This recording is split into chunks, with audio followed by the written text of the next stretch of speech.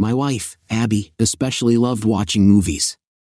To please her, it was enough for me to take her to a good movie, but it couldn't just be a movie, it had to belong to one of 4 genres: animation, action, adventure, drama, or romance. She especially liked romantic films, which were often called girly. Abby also preferred films starring actors such as Tom Torino, Matt Wright, or Brad Talbot, who were her favorites. Our first date was when I took Abby to see the movie Sleepless in Seattle. She wasn't particularly fascinated by Tom Hanks, but she really liked the plot. Years later, she confessed that she fell in love with me after watching this movie. The reason for this is not entirely clear to me. Even after 12 years of marriage, Abby remains as stunning as ever. With her tall stature and slender figure, she boasts a fantastic figure. Her dark emerald green eyes contrast strikingly with her shock of hair. Whenever Abby dresses up, she still attracts attention. As for me, I'm John Sawyer, and I don't look that bad. I am tall and of decent weight, with sandy hair and blue eyes. We were often told that we were a beautiful couple. As a student, I never had any difficulty finding female companionship, but when I met Abby, I realized that she was the one I wanted to see next to me. For 12 years, I believed that Abby felt the same way about me. We first met in high school and fell deeply in love with each other. Our bond only strengthened during our 4 years of university studies, which led to the fact that we tied the knot 3 months after graduation. Abby is not just my true love, she is my soulmate, my everything. Life is unthinkable without her. Although we cherish our 2 children very much, it becomes difficult to be spontaneous with them. Tonight was supposed to be special for the 2 of us. We decided to go dancing in the city with 3 other couples, looking forward to a late evening with drinks. We rented rooms in one of the hotels in the city center. We agreed that my parents would look after our 2 daughters for this evening. The evening promised to be truly unforgettable, but everything turned out in an unexpected way. Upon arrival at the nightclub, I was overcome by a feeling of anxiety, although I could not determine its cause. The women seemed preoccupied with something, and one of the men radiated a sense of complacency. Among these 3 couples, I particularly liked George and Helen, as well as Bob and Anna. George worked as a software engineer, and Helen ran the household, raising 3 children. Bob was the owner of his plumbing business, and his wife was in charge of administrative affairs. The only couple I didn't really like were Chad and Thelma. To be honest, I didn't have any problems with Thelma, but Chad seemed unpleasant to me. Despite this, Abby and Thelma were college roommates and maintained a close friendship, therefore, I had no choice but to tolerate Chad's presence. As far as I understood, Chad was to some extent connected with the film industry. I think he mentioned that he was an agent or something. It turned out that he was not particularly successful, while Thelma held a lucrative position as a representative of a pharmaceutical company. Personally, I held the position of financial advisor at a well-known brokerage firm. At the initial stage, everything was sluggish, but now I have more clients than I can serve in my company. As soon as you reach a certain threshold of clients, you are asked to become a mentor to a new employee and transfer part of your clientele to him. Naturally, I keep the most profitable clients for myself. I've had to make this decision twice before, and it looks like I'm going to have to do it again in the near future. I'm enjoying a thriving career right now. Abby began her professional career as an administrative assistant to Mike Winston, the executive vice president of the regional bank. After the birth of 2 daughters a year apart, Abby decided to stay at home with them until the youngest, Stacy, went to 1st grade. Subsequently, Mike approached her one day and offered her a part-time job in connection with his promotion to president. Interested in this proposal, Abby considered her decision. I supported her decision to take advantage of this opportunity. If you suspect that I was wrong to advise Abby to return to work and that she is now having an affair with her boss, Mike, then you are very mistaken. Mike is 62 years old, bald, and, more importantly, completely devoted to his wife and 5 children. Even though I felt that something was wrong, I decided not to dwell on it. I was looking forward to an evening of dancing with my wife and an intimate night together. While chatting at the event, we met several familiar couples. Regular trips to dances often lead to meetings with pleasant people. We also crossed paths with an old college acquaintance, Fred Abbott, and his wife, Brenda. While I was talking to them, Abby and the others came over to our table. As soon as the music started, everyone's attention was attracted by the commotion at the entrance. A crowd gathered, and Brenda began to breathe heavily. "What's the matter?" Fred asked. "Don't you recognize him?" Brenda exclaimed. Looking back, I saw an extraordinarily handsome man. He was a little shorter, but his appearance was undoubtedly striking. Fred and I openly admitted our ignorance. "This is Brad Talbot," Brenda exclaimed excitedly. "He and his fiancée, Rita Summers, are some of the hottest Hollywood stars." "Indeed," Fred remarked, turning his neck to look at Brad. "I wonder if Rita Summers is here too," Brenda playfully interjected. "John, on a scale of 1 to 10, Rita is undoubtedly in 15th place," she slapped her husband's arm teasingly. "It's typical of you to think about it." Watching Brad, I noticed that he was one of my wife's favorite actors. I thought about getting his autograph for her. The subsequent events completely stunned me. Brad came over to our table and asked my wife to dance. Without hesitation, she willingly joined him on the dance floor for the next 4 songs. Annoyed, I returned to the table and sat down in my seat. My wife didn't even bother to ask if I was against her dancing with another man. When the 5th song started, I tried to intervene, but Chad's glass tipped over and he cut his hand. "John, could you help me?" he asked. I looked at my dancing wife and then at Chad. Instead of contacting my wife, I decided to take Chad to the men's room. The damage turned out to be minor, and I helped him wash the wound and wrap it with a paper towel. When I returned to the table, I saw that my wife was leaving with Brad. Hurrying after them, Chad followed me.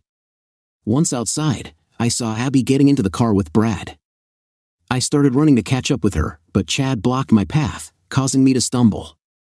Recovering quickly, I demanded, "What's the matter with you, Chad?" Grinning, he replied, "Brad just took your wife for a ride." Soon, Thelma appeared.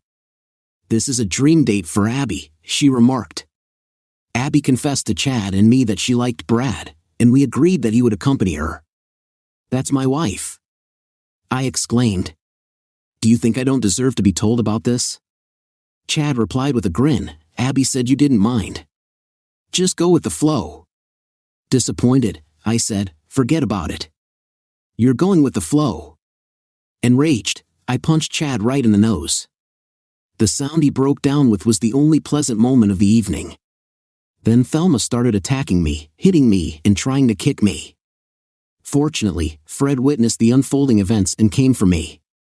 He quickly intervened and separated Thelma and me. He attacked my husband. Thelma began to scream. "No, he didn't," Fred replied calmly. "You both provoked a quarrel. He was just defending himself." Thelma became worried and dialed the emergency number. The police arrived about 10 minutes later and began collecting statements. Fred stuck to his version of events, and I repeated it, emphasizing that Chad had initially tripped me up. The audience gathered during the commotion witnessed how Thelma attacked me. They informed the officers that they saw me trying to run away from her. As a result, Chad and Thelma were detained. When the police left, I felt depressed. When I returned to our table, I met 2 smiling women. "Where is everyone else?" Helen asked. "Chad and Thelma were arrested for assaulting me," I replied, trying to contain my anger. "Abby left with Brad and seemed pleased," I added. "It wasn't intentional," Anna said. "She should have just gone outside with Brad, taken some pictures, and come back." "My wife and Thelma didn't reveal the true plan to you," I said, heading for the bar. Fred caught up with me there. "Are you going to be okay?" he asked. "I'm not sure what's going on," I admitted. "I hope my wife just went for a walk with that movie star and will be back soon. But as soon as she gets back, we need to have a serious talk." "Listen, John," Fred interjected worriedly. "I don't want to add to your suffering. Brenda informed me that Brad Talbot has a reputation for stalking married women while enjoying conquests. I prayed that Abby wasn't one of his targets, but Fred advised me to prepare for the worst." My heart sank, not knowing what to do next. I assured Fred that I would be fine before I sat down at the table again. I tried to contact Abby on her cell phone, but the call went unanswered and was forwarded to voicemail. When I returned to my seat, the atmosphere was tense. The wives looked contrite, while their husbands grumbled in displeasure. While the other couples were returning to the hotel, I decided to stay, not giving up hope for Abby's return. After waiting for half an hour, I eventually returned to the hotel. I called Abby's phone every 10 minutes until 3 o'clock in the morning. Disappointed and exhausted, I decided to move out and return home. Arriving around 4 o'clock, I settled down on the couch. I must have dozed off, but the sunlight woke me up at 7 o'clock. Abby hasn't returned yet. Since there were no messages from her on my phone, I went to our Facebook page to see if there was any news. Photos have appeared online showing Brad and Abby leaving a nightclub, heading to his residence, and Abby entering his house in his arms. Hollywood websites were full of reports about Brad's recent conquest. Burning with anger, I immediately contacted my lawyer, whose call was redirected to his residence since today is Saturday. At first, he was unhappy, but after learning about the circumstances, he changed his mind. He advised me to wait for Abby to come home and give an explanation. Around 11 o'clock, Abby appeared, smiling broadly. The smile disappeared as soon as she saw my expression. "We didn't do anything," she hastily explained. "We just talked all night. I understand that I should have consulted with you, but I was sure that you would refuse. You understand my passion for cinema and Brad Talbot. Last night was like a fairy tale. Nothing bad happened, John. My love for you remains unshakable." I stared at her, feeling steam coming out of my ears. "I want you to pack your things and go to your parents," I said sternly. "Why are you making a big deal out of a molehill?" she answered, sounding annoyed and apprehensive. "It was just a conversation, there was nothing else." "This is an unimportant question," I said through gritted teeth. "It's huge for me." I refuse to believe that nothing happened. However, let's assume that nothing happened. "You embarrassed me in front of everyone." "In any way, you're exaggerating," Abby replied defiantly, folding her hands on her hips. "No one outside our circle knows about this situation. Helen and Anna understand that for me, it was just harmless entertainment." "You're a fool," I snapped, making Abby flinch. It was the first time I had addressed her in such a tone. "The news is everywhere. There are photos of you and Brad leaving the club, heading to his house, and probably photos of you leaving his house this morning. I think our marriage is over. Please pack your things and leave before I make a mistake, please, John," Abby was begging, tears in her eyes. "I love you deeply. I'm sorry I hurt you, but there was nothing inappropriate about it. I thought you'd understand that when you found out the truth. We have to find a way to get through this. Think about our daughters. You weren't thinking about them when you left with that arrogant movie star," I hissed. "How would you feel if Stacy or Gail did something like that in the future?" Abby turned pale at my words and then burst into tears. "I'm really sorry, John. I never imagined that everything would turn into such chaos. I made a mistake. Please forgive me." "You've never thought about it," I replied, feeling anger rising in me. I needed to get her out of this situation before acting on impulse, so I left her standing there and retired to our bedroom. I grabbed the suitcase and started filling it with her clothes. "I can handle it," Abby muttered, and after a short pause, her voice trembled with tears. She slowly packed her suitcase and carried it downstairs. I didn't offer to help.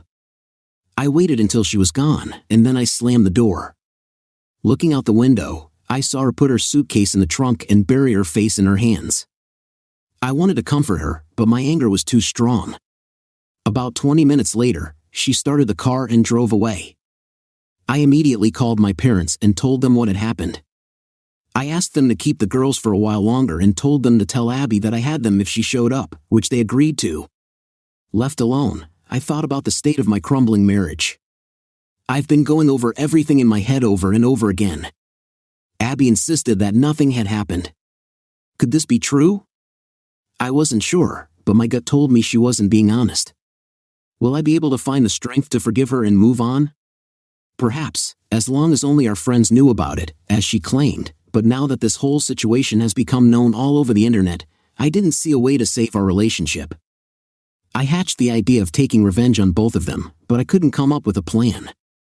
I cried for at least an hour, venting my frustration by pounding on walls and doors. I felt completely powerless.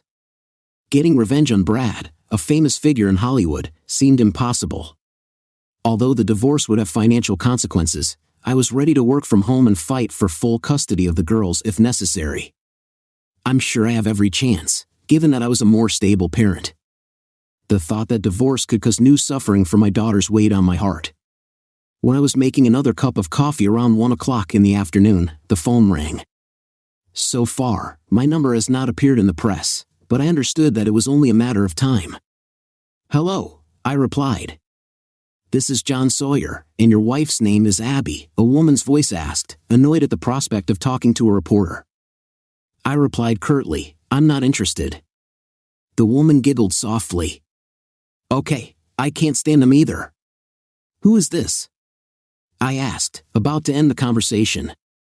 "I'm Rita Summers," in a gentle tone, she said. "You probably know my fiancé, Brad Talbot."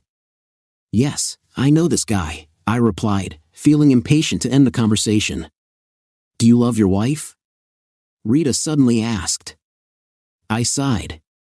"No matter what, I still love her, but given everything that has happened, I don't see how we can rebuild our marriage. If I could come up with a solution that would save your marriage and also fix my relationship with Brad, would you be interested?" My heart was racing, and I felt the need to sit down and reflect.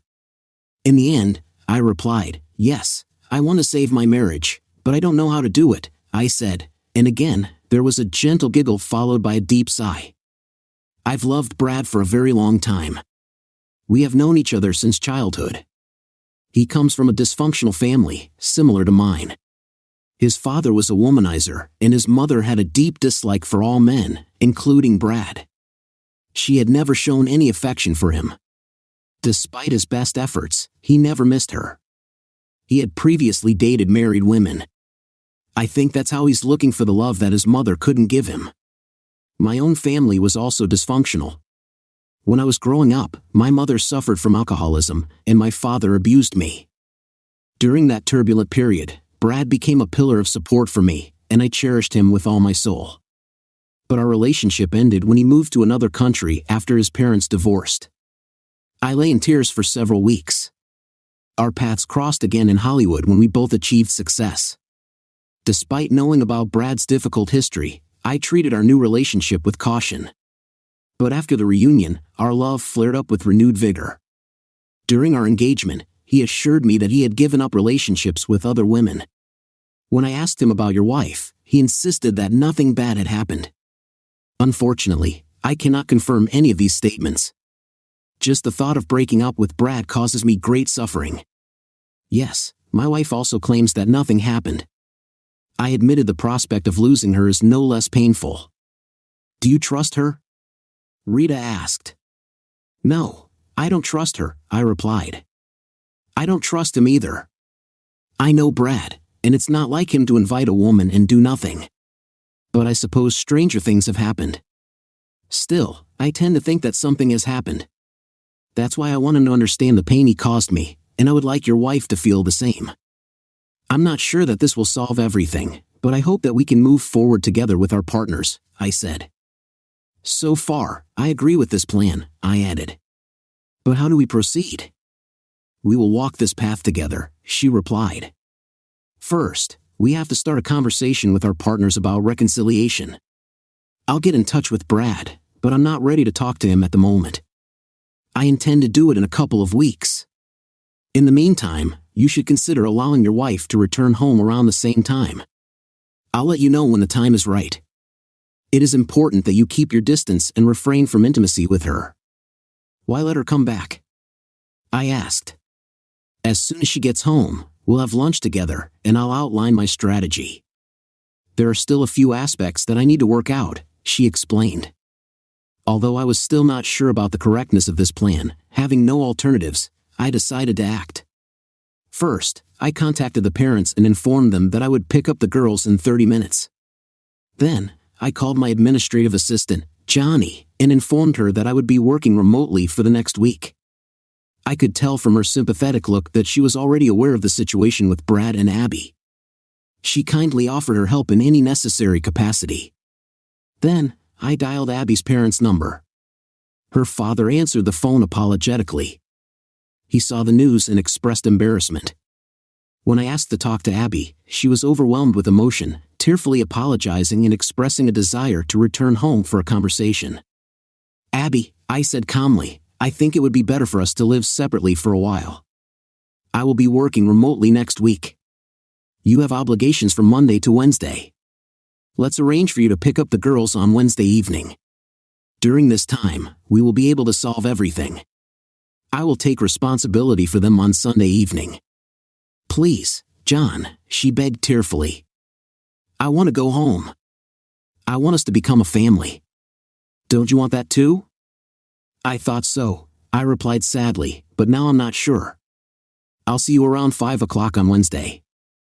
I picked up the girls and informed them that Mom would spend a few days with their grandparents. They had a lot of questions, but their excitement increased when we arrived at Chuck E. Cheese. After a few hours of games and dinner, we returned home. As soon as we entered the house, the phone rang. Not knowing the number, I decided to ignore it, but it kept ringing every 5 minutes until I unplugged it from the network. Around 6 o'clock, my cell phone rang. It was Abby. "Why don't you answer?" she snapped. "Because it's just reporters asking about your alleged affair with Brad Talbot," I replied. "There's no romance," Abby insisted. "I already told you that nothing happened."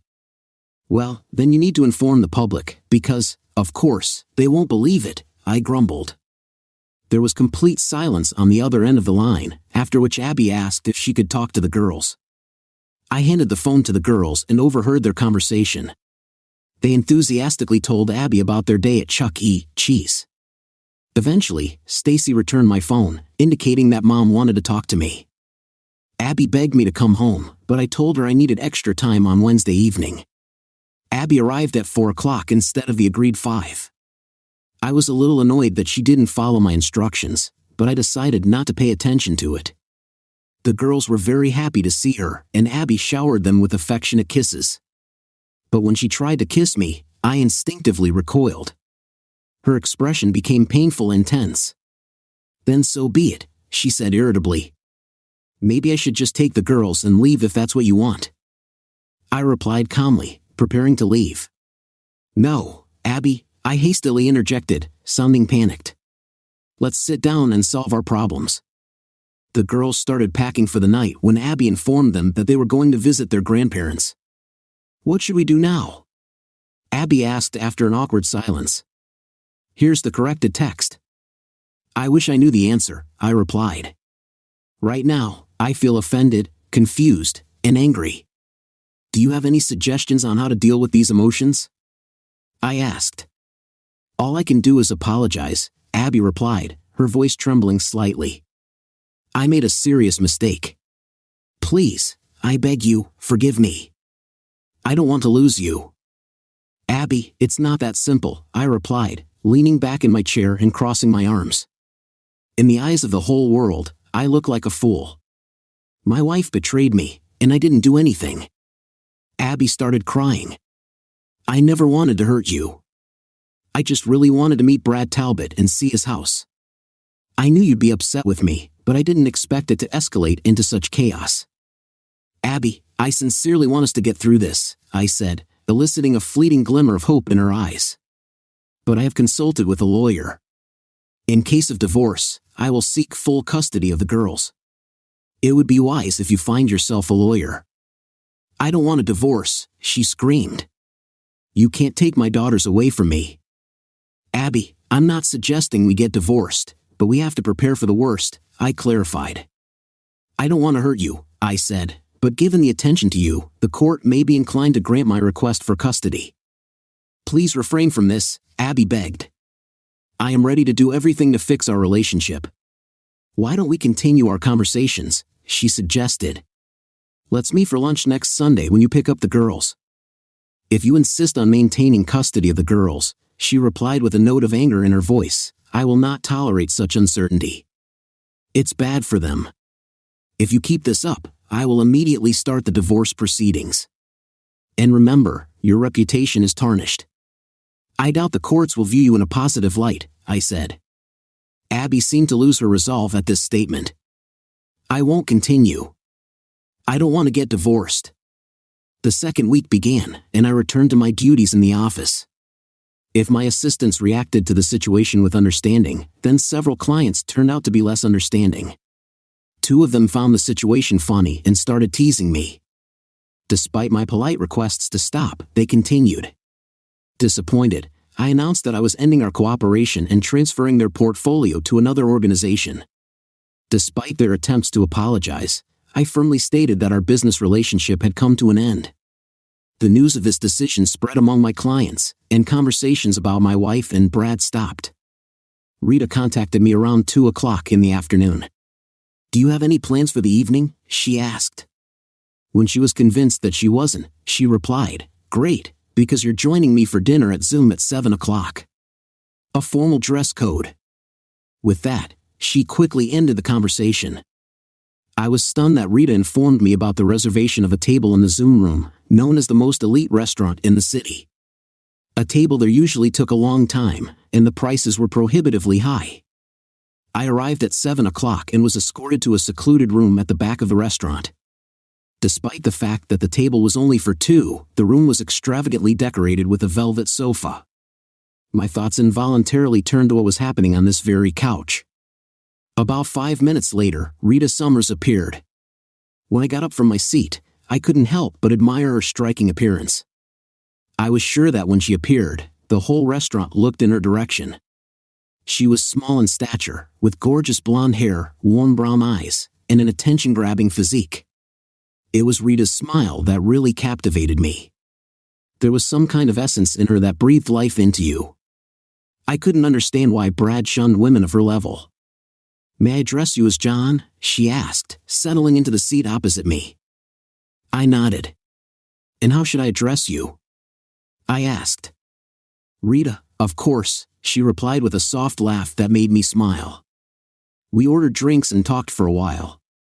I briefly talked about my profession, but mostly regaled Rita with humorous anecdotes about my daughters and awkward teenage moments. When the waiter returned for our orders, I hesitated to rush Rita, but I couldn't wait to learn about her strategy. I was fervently looking for a way to save my marriage, but I was at a loss what to do. After dinner, Rita leaned back in her chair. Let's start with the fact, John, she began with a thoughtful smile, that this insidious Chad Tompkins organized this whole fiasco. He imagines himself to be a famous film agent, but in reality, he's just a pimp, Rita explained. He sets up situations in which unsuspecting people, especially married women, get intimate with movie stars. It's amazing how many people he's trapped into relationships with these celebrities, she continued. You're talking to a person who has experienced this firsthand, she said with a note of disappointment. Although I was not fully aware of Chad's specific role until now, I managed to detain him. Really? Rita's eyes sparkled with intrigue. This is promising news. However, don't be too hard on your wife.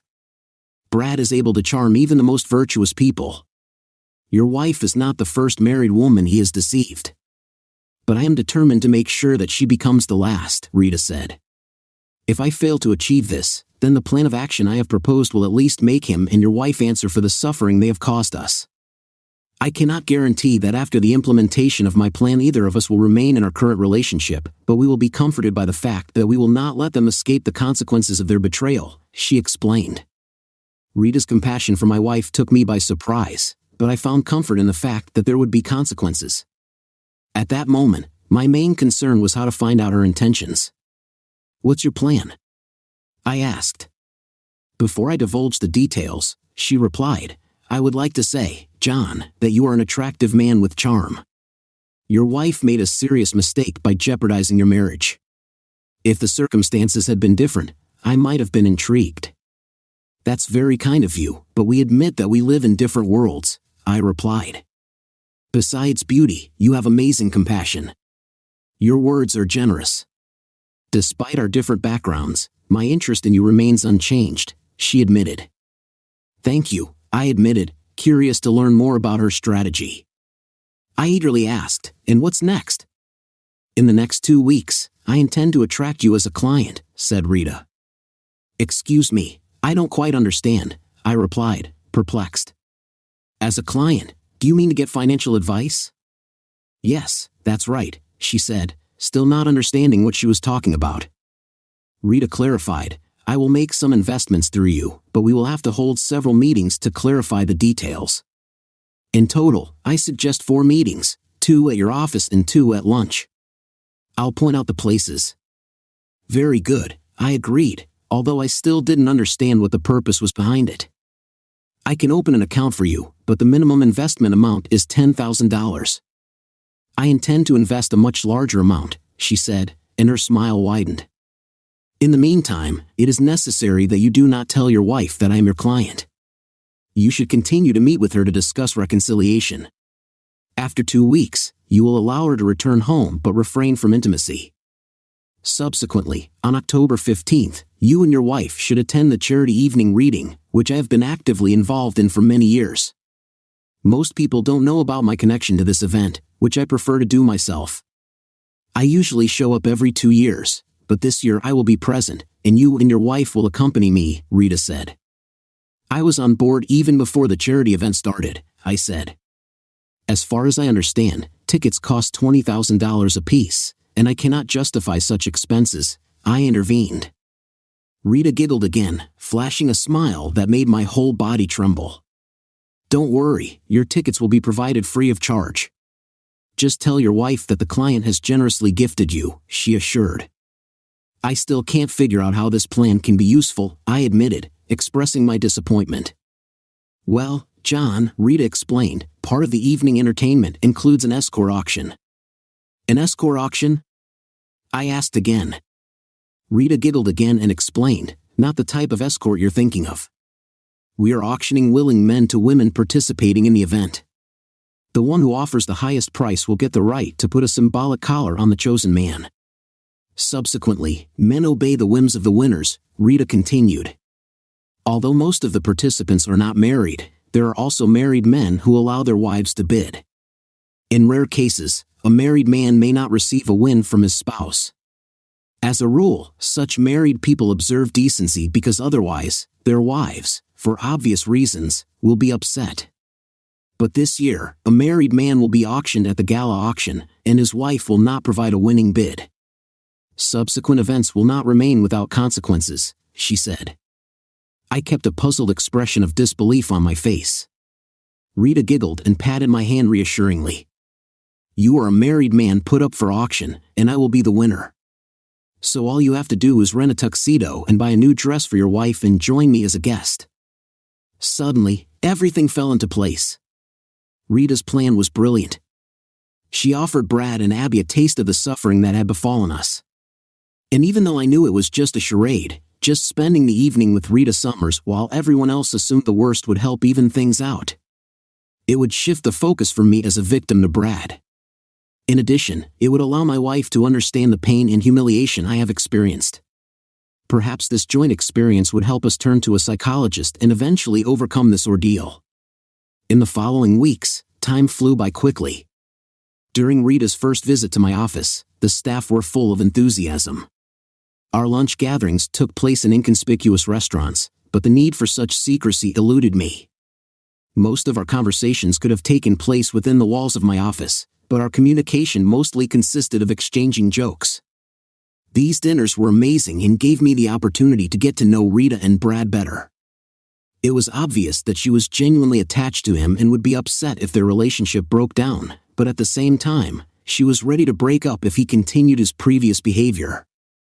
A week before the celebration, I allowed Abby to return home, but at the same time, I made it clear that I would occupy the guest room. Although she looked depressed, she did not dispute this decision. On Wednesday, the day before the gala, I arrived home with tickets, and Abby's eyes were shining with excitement. She was animatedly discussing the celebrities who would be attending the party and then scolded me for spending lavishly. It didn't cost me anything, I assured her. One of my clients generously provided tickets. I thought it would be a pleasant evening. By the way, I think you should buy a new dress for this occasion, something seductive. Abby's enthusiasm was palpable, and I almost took a liking to her, but a memory flashed through my mind of that ill-fated evening when I expected magic and I was made a fool of. It was necessary for her to understand the depth of my suffering. When we arrived at the place, about 500 people had already gathered. Here in the registration area, there was a table designed for registration for the auction. I noticed a queue of men filling out questionnaires, 5 of whom were very handsome. I turned to Abby, feigning innocence, and asked, "What are you thinking about?" gesturing at the table. "It's a charity event, and we didn't incur any ticket costs. How about I sign up and you bet on me?" Abby giggled, though her laugh wasn't as melodious as Rita's. "I don't have any money, and I didn't bring my wallet with me because it won't fit in this bag," she explained. Following Rita's instructions, I took cash with me. "Here's $11,000. You probably won't have to pay more than $50, but it's for charity, so offer at least $200, I instructed. "You're worth the whole $1,000 and more," Abby said with a big smile, getting in line and walking forward. I started filling out the questionnaire, looking at the list. I noticed that about 18 or 20 men had signed up. If I hadn't known that this was all staged, I would never have had the courage to take part. When I was about to leave, the woman at the table asked, "Have you indicated that you are married?" I nodded, and she handed me another document. "I assume that your wife is accompanying you, as she has to fill out and sign this form so that you can participate," she informed me. I signaled Abby, gave her instructions, and she quickly filled out the form, unaware that Abby had signed the document without reading it. She agreed that the winning bidder would dictate her actions to me. After completing the formalities, we went to the appointed table. Rita ordered us to sit down with 2 stars, TV presenters, and 2 actors from a popular national soap opera. My wife was charmed not only by our table companions but also by the numerous celebrities who attended the celebration. When the auction started, all the male participants were called to the stage. Smiling at my wife, I headed for the exit. As it turned out, there were 24 participants in total, and I assumed that most likely Rita deliberately left me as the last contender. When I took the stage, the funds raised exceeded $300,000, and I must admit that the bidding process was lively and exciting. "Our last participant is a local resident," announced the announcer, a well-known game show host. "His name is John Sawyer. He is married, the father of 2 children.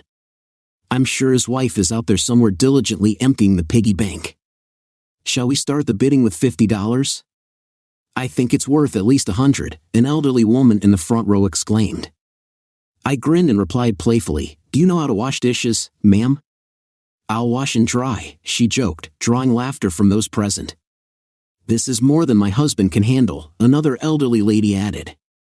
The bidding quickly increased from $200 to $500. Soon, I heard Abby's voice. "I'm offering $1,000, the crowd burst into applause, and a few moments later, a younger woman raised the bid to $2,000. In the blink of an eye, the bidding jumped to $55,000. I glanced at Abby, who was watching in disbelief. I just shrugged my shoulders in response. An offer of $10,000 rang out from the back of the room, which was quickly followed by another offer of $115,000. If I hadn't known about the organized nature of this event, the escalation of the stakes could have gone crazy. When the bid went up to $25,000, I was seized with a feeling of anxiety. I assumed that a few thousand would be enough for me, but this amount far exceeded my expectations. Suddenly, Rita's voice rang out from the far corner of the room. "I'm offering $100,000. There was stunned silence in the hall, not only because of the significant amount of the bet but also because of the identity of the participant. To the cheers of the crowd, Rita Summers sank into a chair just below the stage. She looked at me with a smile and then, addressing the audience, exclaimed, "I don't even care if he knows how to wash dishes." The audience burst into applause and jubilation. I found myself blushing deeply.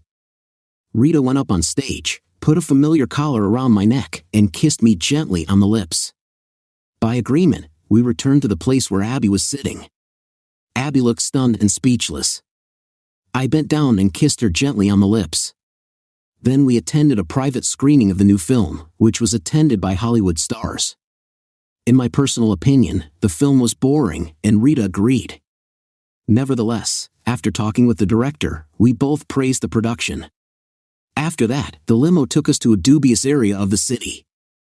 I noticed 2 cars driving behind us, and Rita explained that they were part of her security team. She gestured at 2 dilapidated houses on the other side of the street, noticing that the one with the porch light still unused to be my house, and Brad lived across the street. It was a more respectable neighborhood in those days. The atmosphere remained somewhat harsh. It was almost 3 o'clock in the morning when we got to Rita's house. Rita said that she had 6 houses, 1 in Hollywood, 1 in New York, 1 in Florida, 2 in Europe, and 1 in South America. This house had 3 floors, which corresponded to the size of 2 standard houses. Rita served me a drink in the living room. When I settled down on the couch, I burst out laughing. I wished I had a camera to capture Abby's reaction. Although guilt crept into my soul, it did not completely consume me. Rita settled down next to me, staying close. Rita put her hand on my knee. "John, let's be honest. Do you honestly believe your wife's claims that nothing happened?" she asked. "None of us can provide concrete evidence, but deep down, I believe there was one," I replied dejectedly. "That's why the pain doesn't go away." "I understand, John, and I'm almost convinced that Brad is having an affair with your wife," Rita said indignantly. "I think it's fair to even the odds." With that, she leaned over and kissed me gently. I was stunned by her offer. At first, I assumed that we would retire to Rita's house and sleep separately, which would allow others to believe in our closeness, although in fact, this was not the case. But now, Rita was offering herself to me. It didn't take me long to make a decision. Perhaps if I were a more noble person, I would refuse, but still recovering from the pain caused by my wife's act and having the opportunity to be with Rita Summers, it was hard for me to resist. We kissed passionately on the couch for about 20 minutes. The feeling of intimacy with such an amazing woman was exciting. In the end, she took my hand and led me to her bedroom. Entering the bedroom, Rita began to dance. Intrigued from the moment of our first kiss, I watched Rita's dance moves and felt the anticipation in me, reinforcing the desire for an immediate connection. Undressing, Rita led me to her bed. While my wife was mastering the skill, I found that Rita's experience gave me even more pleasure. Perhaps the novelty of the meeting intensified the sensations. At that moment, such differences were insignificant as we neared the climax. I informed Rita about it. The next morning was marked by a special intimacy between Rita and me, characterized by intimate conversations and moments of closeness that contributed to a deep sense of connection between us. Rita's affectionate words and gentle gestures contributed to a feeling of warmth and comfort between us. Laughing and hugging each other, we lost track of time and enjoyed each other's company.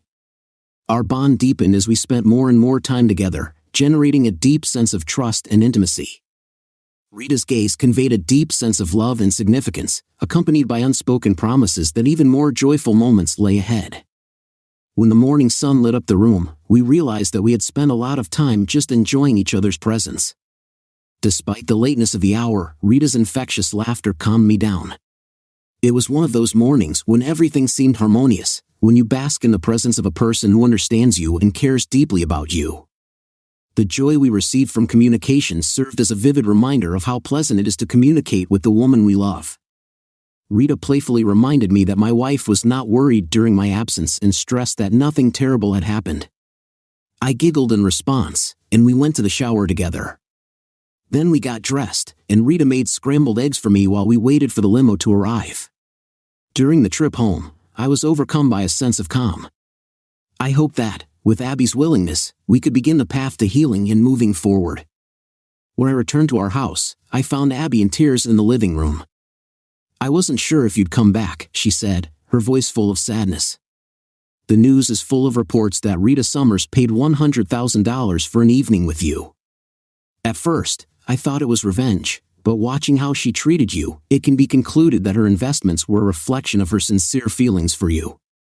Despite these actions, I do not consider you guilty. Do we have a chance to make peace?" "First of all, Abby, I confess nothing untoward has happened," I said.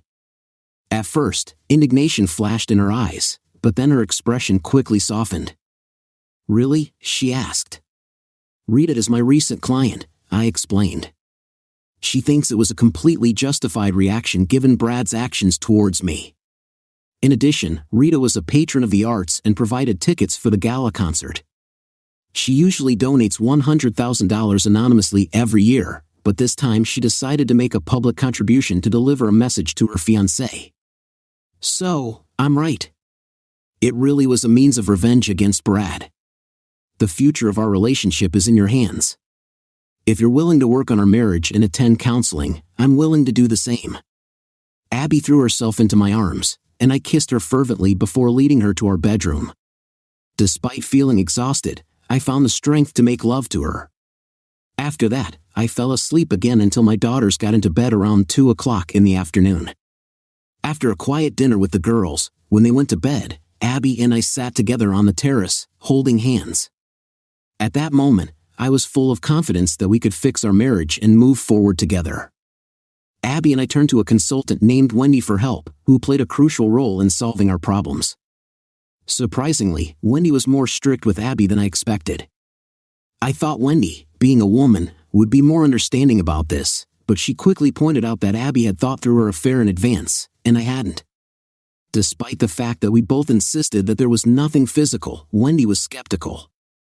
She stressed that seeking solace in someone other than a spouse is in itself a betrayal. Abby blushed throughout our conversation, and Wendy didn't seem to pay attention to it.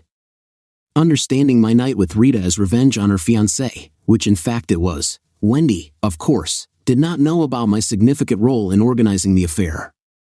Despite this, the consultations turned out to be incredibly useful. Surprisingly, one positive result was extracted from all this turmoil. Abby has stopped loving movies, and she no longer finds pleasure in watching movies on TV. But she is ready to join the girls if they want to watch a children's movie. As for Chad and Thelma, I decided to drop the charges against Thelma, explaining to the authorities that she believed she was protecting her husband. But I continued the accusations against Chad. As a result, he was sentenced to 3 months in a district detention center. We decided to sever all ties with Chad and Thelma, and Abby is no longer in contact with Thelma. Their relationship has deteriorated significantly, and Abby holds Thelma responsible for almost ruining our marriage. I cannot understand my wife's point of view on this issue. Meanwhile, Rita and Brad exchanged vows at a wedding that was called the Wedding of the Century. The guest list exceeded 1,000 people, and the presence at it became a status symbol in Hollywood. Unfortunately, Abby and I didn't get an invitation, but I sent Brad a wedding present, a pair of bullhorns. I cut the horns in half and sent them with a note, "Stay away from my wife, and I'll stay away from yours." I still held a grudge against Brad, but Rita assured me that he found the gesture funny. He even framed the note and proudly hung it in his office. In typical Hollywood fashion, their marriage turned out to be short-lived and lasted only a year. True to her word, Rita, after learning about Brad's infidelity, began divorce proceedings. The breakup was peaceful, and they remained on good terms, but it was still a pity. Rita confessed to me that she genuinely loved him. From what she said about their relationship, it became clear that they shared a deep affection. Unfortunately, this was not enough to save their marriage. Interestingly, Rita is still our client. After opening her account, she deposited a significant amount of $1 million into it. I assumed that after taking revenge, she would close the account, but she decided to keep it. When the account balance reached $2 million, she added $2 million more. Although we have never met in person since that celebration, we regularly FaceTime each other about 4 times a year to discuss our investments. Sometimes our conversations boil down to the study of life. Rita demonstrates sharp business acumen, showing unexpected conservatism in choosing investments. Her political views remain a mystery to me. Although the quarterly portfolio update lasts about 20 minutes, our conversations often drag on for an hour or two, covering a wide range of topics. After her divorce from Brad, Rita jokingly suggested that she should have chosen me. I waved her off, emphasizing the difference in our experience. Since then, she has been playfully teasing me, not letting me come to my senses. She even jokes that with a good combination of circumstances, she can start a romantic relationship. Jokes that she will make a move as soon as she finishes filming, and I will be free. As Abby and I approach our 10th wedding anniversary, I can't help but acknowledge the difficulties we faced along the way. Despite all these difficulties, our marriage was just amazing. Looking back, I'm sure that without Rita's help, I could have considered divorcing Abby. Now I can't imagine my life without her. In addition, I want to share another interesting event. Abby is pregnant, and we are looking forward to the birth of our boy. This news filled me with great joy and anticipation for the future.